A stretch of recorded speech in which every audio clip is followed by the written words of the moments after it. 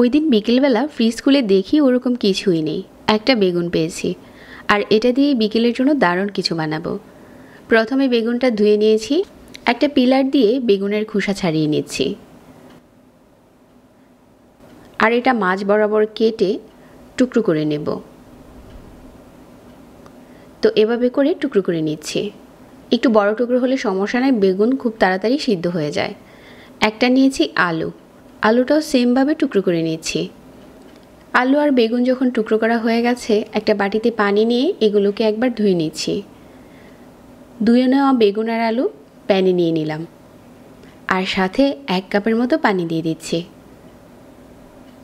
আর দিয়ে দিচ্ছি হাফ চা চামচ হলুদ গুঁড়া, হাফ চা চামচ দিয়ে দিচ্ছি লবণ। একটু নেড়েচেড়ে মিশিয়ে এই প্যানটাকে চুলাতে বসিয়ে দিলাম, আর ঢাকনা দিয়ে ঢেকে সিদ্ধ করে নিচ্ছি, যাতে পানিটা শুকিয়ে যায় আর খুব ভালো করে সিদ্ধ হয়ে যায়।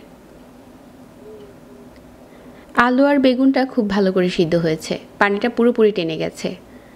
এখন এই মিশ্রণটা বাটিতে নিয়ে খুব ভালো করে চটকে নিতে হবে। আপনি চাইলে হাতে চটকাতে পারেন। এটা গরম থাকা অবস্থাতে চটকিয়ে নিলে খুব ভালো ম্যাশ হবে। আলু বেগুনের মিশ্রণটা চটকানো হয়ে গেছে। আর এখন হচ্ছে এটাতে আমি দিয়ে দিচ্ছি 3টার মতো পেঁয়াজ কুচি, কাঁচামরিচ কুচি দিয়ে দিচ্ছি 5-6টার মতো, স্বাদ মতো ধনেপাতা কুচি। আর এখানে 1/4 কাপ চালের গুঁড়া দিয়ে দিলাম, আর 1/4 কাপ ময়দা দিয়ে দিচ্ছি। হাফ চা চামচ লাল মরিচের গুঁড়া, 1/4 চা চামচ হলুদের গুঁড়া, আর হাফ চা চামচ লবণ, আর দিয়ে দিচ্ছি 1 চা চামচ কালো জিরা। এখন হাত দিয়ে ভালো করে মিশিয়ে নিচ্ছি। মেশানো হয়ে গেলে এরকম ছোট ছোট পাকোড়ার মতো বানিয়ে নিচ্ছি। এগুলো এখন গরম তেলের উপরে দিয়ে দিচ্ছি।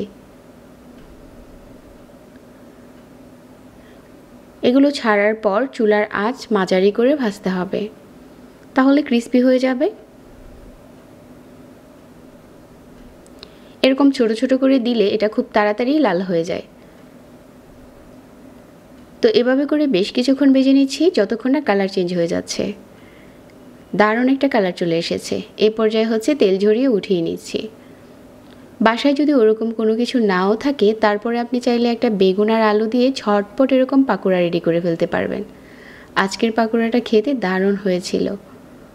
সহজ রেসিপিতে একটা বেগুন আর একটা আলু দিয়ে এরকম কুড়মুড়ে পাকোড়া বানাতে পারেন বিকেলের নাস্তার জন্য।